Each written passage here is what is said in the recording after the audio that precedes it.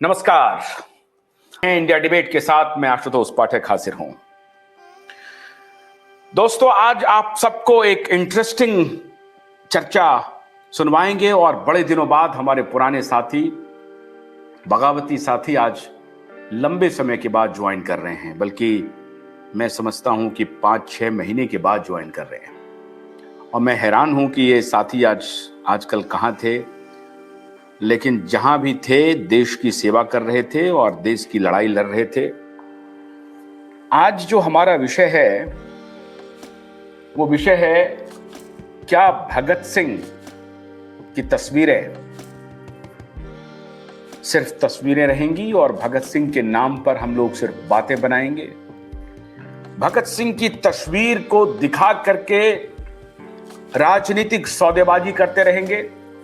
भगत सिंह की आइडियोलॉजी से, भगत सिंह के आइडिया से, भगत सिंह के विचारों से क्या किसी को कोई लेना देना है या नहीं है?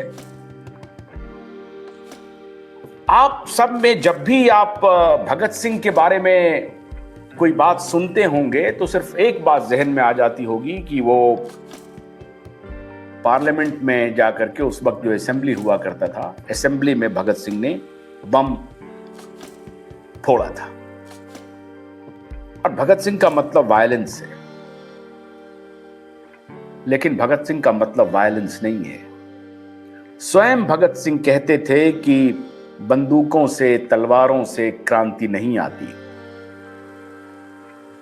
अब आप ये सोचकर हैरान हो जाएंगे, वो भगत सिंह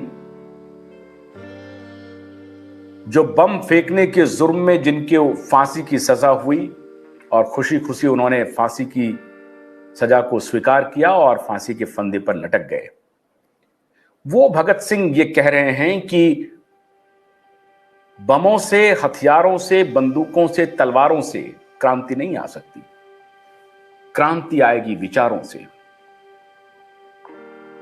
एक नौजवान भगत सिंह, 20, 22, 23 साल का भगत सिंह,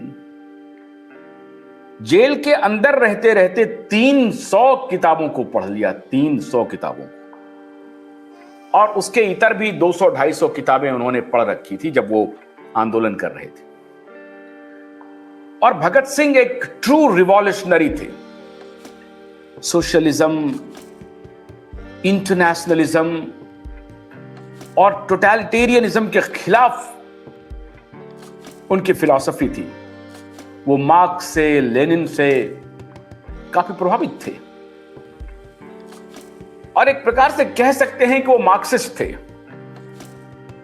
लेकिन एक मॉडरेट चेहरा, जो गरीबों के बारे में, नौजवानों के बारे में सोचने वाला चेहरा। इस प्रकार के नारे वो गढ़ते थे, जिस नारे को सुन करके आप हैरान हो जाएंगे। इनकलाब जिंदाबाद, workers of the world unite, imperialism down down, साम्राज्यवाद खत्म हो। और एक सोशलिस्ट रिपब्लिक की कल्पना उन्होंने की थी। उस दौर के जितने नेता थे उनसे कई मुद्दों पर मतभेद होता था। गांधी से भी मतभेद, नेहरू से भी मतभेद, सुभाष बोस से भी मतभेद।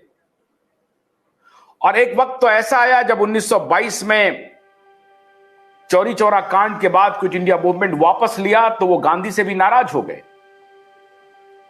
और चंद्रशेखर आजाद के साथ मिलकर के Republic association, Hindustan socialist Republic association बना लिया। पहले वो हिंदुस्तान रिपब्लिक एसोसिएशन था और चंद्रशेखर आजाद से मिलने के बाद उन्होंने इसमें हिंदुस्तान सोशलिस्ट शब्द जोड़ा और हिंदुस्तान सोशलिस्ट रिपब्लिक एसोसिएशन बनाया। पूरा का पूरा जो दर्शन था वो इस बात पर केंद्रित था कि गरीब गरीब क्यों है, मजदूर मजदूरी करने के लिए मजबूर क्यों है, और ये जो इनइक्वालिटी है, ये जो डिस्पैरिटी है समाज की, उसके ऊपर एक मजबूत चिंतन था। वो एथीस्ट भी थे और वो सवाल करते रहते थे, खुद से भी करते थे, दुनिया से भी करते थे कि अगर ईश्वर है, भगवान है, तो गरीब क्यों है?